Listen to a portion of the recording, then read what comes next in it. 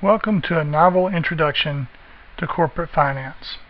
Let's start by describing a corporation. Think of a corporation not as something that produces a particular product like a smartphone or cars or software, but think of a corporation as a money machine. So this money machine, what we want to do is put money in and get more money out. This leaves the CEO of the corporation with three decisions. Decision one, which we call the financing decision, is how much money do I put in the machine and where does that money come from? Decision number two, which we'll call the investment decision, is once I have that money, exactly what do I do with it? What projects do I take? How do I spend the money in order to turn my little bit of dollars into more dollars? The last decision that they have to make, we call the dividend decision. Once the money comes out of the machine, do we pay that out to our shareholders or do we put it back into the machine? Right. To give you a good feel of how this is going to work, and the intuition is extremely important, we're going to start with a fictional company called Caspian Sea Drinks. So before I go any further, let's look at Caspian Sea Drinks. Caspian Sea Drinks was started by Benson and Alex. It is a company that produces some type of plum-based lemonade type drink, which was completely made up and kind of silly because I wanted to show the point it doesn't matter what product you're making, what matters is the money that you're making. Alright, these guys only have so much money to put in, so they had to find other investors to make this machine run. One of the investors they found was Spencer, and they said, look, if you invest, you can be an owner, and we'll call this equity holders. So everybody who's an owner, they have equity in the firm. Then they talked to Sean Stovall and Justin Pearson, and they said to them, we would like to borrow money from you. And so these guys are called debt holders. So when you borrow money, that's debt, and when you take on additional partners, that's called equity. Alright, so imagine you're Benson and you're trying to convince these guys to invest with you. Well, what question will these investors have?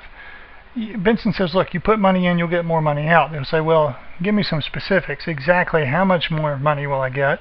Exactly when will I get that money? And are you sure this is going to work? So for the debt holders, he came up with a payout rule. And for Stovall, he said, look, you put in $100,000, and in 1 year, exactly 1 year, we will pay you $108,000. For Justin, he made a separate deal. He said, you put in $10,000 today, and in exactly 1 year, we will pay you $11,000. So that's their payout rule. They know this money goes in, they know that they'll get paid. Or they know if everything goes right, they'll get paid. There's still some risk.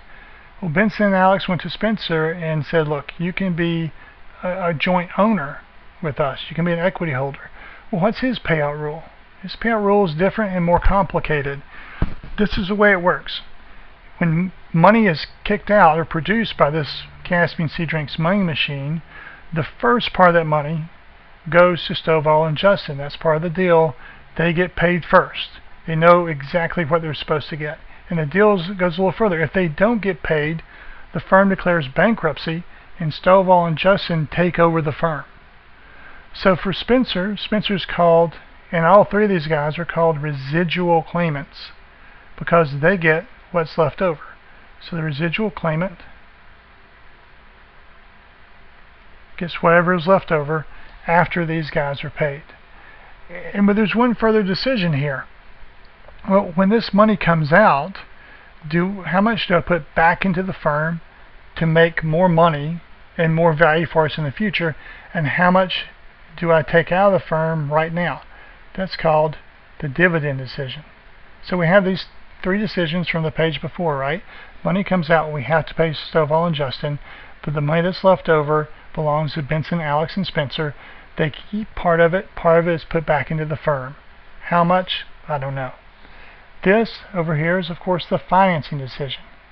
The financing decision is, where do we get the money from? Well, go to Spencer, should I say, look, we want you to be an equity or a shareholder, or do we want you to be a debt holder or a bond holder? Same thing with Stovall and Justin. So Benson has to make this decision: how much money needs to be put in the firm. First of all, how much money needs to be put in. Secondly, what percent comes from equity? 70% and 30% from debt? I don't know. That's the financing decision. The investment decision is, now that we have that money, what do we do with it? Well, this just doesn't work just for Caspian Sea Drinks. This works for any corporation. So let's look at the picture of any corporation. So here we are, the picture of any corporation. The equity holders, debt holders, like I said, this is the financing decision. This is the investment decision.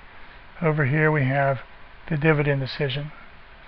Well, the investors are worried about how much they're going to get, when they're going to get it, and are we sure? So they're worried about the size, timing, and risk of the cash flows. So kind of the big picture of corporate finance is this. These three decisions, and the investors have to make that decision. Do they actually want to put money in? So we have some fundamentals that we need to talk about. And here's how the book is organized. First of all, I say here, investors must estimate the size, timing, and risk of cash flows, and they do that to make a decision to invest in the corporation or not. Same thing here in the investment decision. Should we buy more equipment? Should we buy a new machine? What should we do with the money? That new equipment, that new machine is itself a money machine that's going to produce cash in the future, and I want to know the size, timing, and risk of those cash flows. So I need to go through what I'll call the fundamentals. And this is the basic math of corporate finance, and this is covered in chapters 2 and chapter 3. The math is not too difficult. It's stuff that you've seen before, and I think when you go through it, it will intuitively make sense to you. But it's extremely, extremely, extremely important that you get down these fundamentals in chapter 2 and 3 and know them very, very well. All right, so those chapters mainly cover the size and timing of cash flows. What about the risk? Well, the risk of the cash flows, I got to look inside this black box, what this corporate money machine is, and determine, will it work? So I don't think of a corporation as making, like I said, some product or some service. I think of it as making money. So I want to analyze, look under the engine, look under the hood as it might be. I want to analyze how this corporation works. I need to look at the financial statements, and those financial statements that tell me how this thing works, we'll just call these the financials, is in chapters 4 and 5. Alright, so once I have that down, and that's hugely important as well, is I want to look at this financing decision.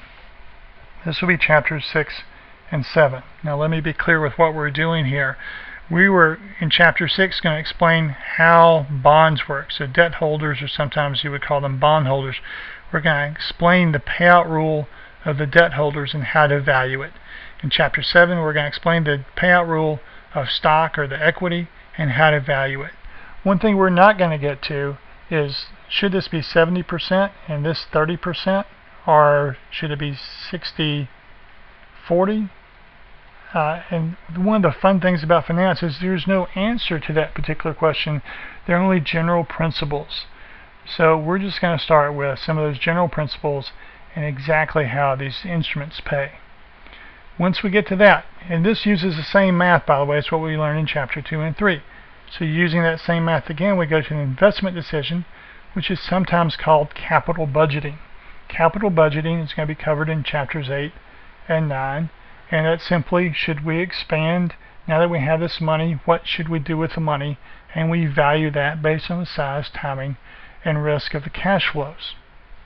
The final thing that's going to come in chapter 10, we will talk briefly about the dividend decision, but only very briefly, and then we will add some other topics to think about.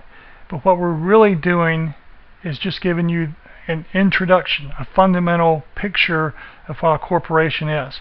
So if at the end of this class, if you can just picture what I have right here on the screen, and you can do the math that's right here, and you have some understanding of these financials, everything else is details. So keep it in this very simple framework, and then when you go forward in your finance career to intermediate and advanced classes, everything comes back to this. To me, this is extremely fun, enjoyable stuff. I hope you'll like it as well.